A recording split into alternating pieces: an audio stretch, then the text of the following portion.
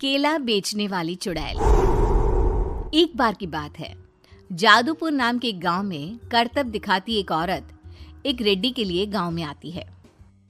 आइए आइए मेहरबान कदरदान, खाइए रोहड़ा के ताजे ताजे केले। कभी खाए नहीं होंगे ऐसे केले, पीले पीले केले खाइए।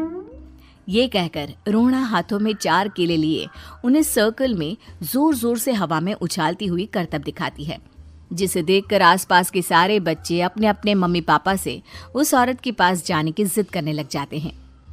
पापा, ऐसा तो सर्कस में बॉल से होता है ना, ये आंटी तो केले से कर रही है। चलिए ना पापा, देखते हैं। रोहड़ा एक पतली सी तार पर चलती हुई केलों से करतब दिखाती है। आते जाते सभी लोग बाहर रुककर उसके करतब देखते हैं और वाह वाही करते नहीं थकते। जैसे ही एक आदमी पास आकर उसे पैसे देने लग जाता है, तब वो कहती है, अरे नहीं नहीं साहब, मैं करतब तो बच्चों के मन को बहलाने के लिए करती हूँ। धंधा तो मेरा केले का है। पीछे देखो मेरी रिड्डी, जो भी मेरे केले खाएगा मेरी तरह चुस्त दुरुस्त और तंदुरुस्त हो जाएगा। पता चलता है क्या कि मेरी उम्र 55 की है। अरे पर ऐसे ठंड के मौसम में कोई केला क्यों खाएगा? ये ऐसे वैसे केले नहीं है साहब, ये शरीर में गर्मी देते हैं। ठंड को दूर भगाए जो भी रोहिणा के केले खाए। पापा, अगर मुझे केले नहीं मिले तो मैं घर नहीं जाऊंगी। तभी उसके पापा कहते हैं कि बेटा, केले ठंड में कभी गर्मी नहीं देते। ये सब कहने की बातें हैं, सामान बेचने का तरीका है इनका। पर पिंकी नहीं मानती। मैं केले खाऊंगी। पिंकी की जिद के आगे नत्थू हार जाता है और उसे केले खरीद कर दे देता है। पिंकी खुश होकर केले घर ले आकर खाती है। अब मैं भी करतब करूंगी, कितना मजा आएगा। जादुई केले। पिंकी पहला केला खत्म भी नहीं करती कि वो बेहोश हो जाती है। दूसरे केले से एक काला धुआं आता है और रोहड़ा चुड़ैल बनकर बाहर निकल आती है। मेरे भूतिया केले बच्चे न खाए, ऐसा हो ही नहीं सकता। जादूपुर वालों, कब तक बचोगे? आ गई हूं मैं रोहड़ा, जिसका कोई नहीं कर सकता सामना। रोहड़ा पिंकी को गोद में उठाकर काले धुएं में कहीं गायब हो जाती है। शाम के वक्त नत्थू घर लौटता है और पिंकी को घर में ना पाकर उसकी माँ से कहता है, माँ पिंकी कहाँ है? अरे बेटा, उसे तो तू सुबह करतब दिखाने ले गया था ना, फिर कहाँ वापस आए तुम दोनों? मुझे लगा तू उसे अपने साथ मंडी ले गया होगा। हे भगवान, मेरी बच्ची कहाँ गई? मैं उसे घर ही तो छोड़कर गया था माँ। नत्थू गांव के घर कोने में अपनी बेटी को ढूंढता है, पर उसे वो कहीं नहीं मिलती।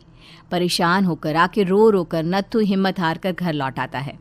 अगली सुबह रोहड़ा फिर से करतब दिखाने आती है और इस बार पिंकी की तरह रोनी केले खरीद लेता है। 50 रुपए दिए थे पापा ने, सारे पैसों के मैंने केले खरीद लिए हैं। अब मैं भी आंटी की तरह ही करतबबाज बन जाऊंगा। यही सोचते हुए रोनी केले खाता है और पहला अकेला केला आधा खत्म भी नहीं करता कि चुड़ैल उसके सामने आ जाती है। मेरे साथ चलने का समय आ गया है रोनी। ये तो बस शुरुआत है। अब इस गांव के सारे बच्चे धीरे धीरे मेरे कब्जे में होंगे, एक बच्चा भी नहीं बचेगा। ये कहकर रोनी को गोद में लेकर काले धुएं में अदृश्य हो जाती है। इसके बाद हर रोज गांव में से कोई ना कोई बच्चा गायब होता, पर ऐसा क्यों हो रहा है किसी को भी समझ में नहीं आ पा रहा था। रोज की तरह अपनी बेटी पिंकी की तलाश में नत्थू गांव के एक तालाब के पास बैठा रो रहा था। कहाँ गई मेरी पिंकी? शकुंतला के जाने के बाद एक वही तो मेरा सहारा थी। अरे उसकी आत्मा कोस रही होगी मुझे कि मैं अपनी बच्ची को संभाल भी नहीं पाया। नत्थू ये कहता हुआ रो ही रहा था कि तभी तालाब में से उसे शकुंतला की आवाज सुनाई देती है। कहाँ थी तुम शकुंतला? हमारी बच्ची और सारे गायब हुए बच्चे रोहड़ा के कब्जे में हैं। वो बच्चों को जो केले देती है उससे बच्चे बेहोश हो जाते हैं और उसके कब्जे में आ जाते हैं और वो उन्हें ले जाकर काली दुनिया में ले जाती है।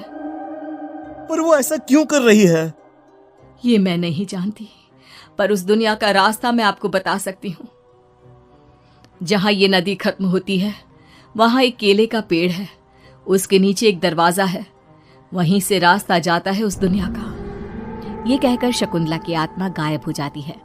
गांव के सभी लोग झुंड बनाकर उसी रास्ते से काली दुनिया में चले जाते हैं और वहां देखते हैं कि सारे बच्चे वहां काम कर रहे थे।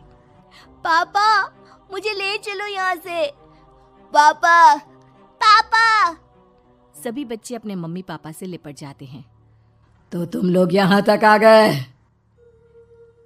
क्यों हमारे बच्चों को पकड़ लिया तूने? तुझे शिकार ही बनाना है तो ले, हम सब आ गए हैं, हमें खा ले। नहीं, मुझे बच्चे चाहिए। मेरे बच्चे के बदले तुम लोगों के बच्चे।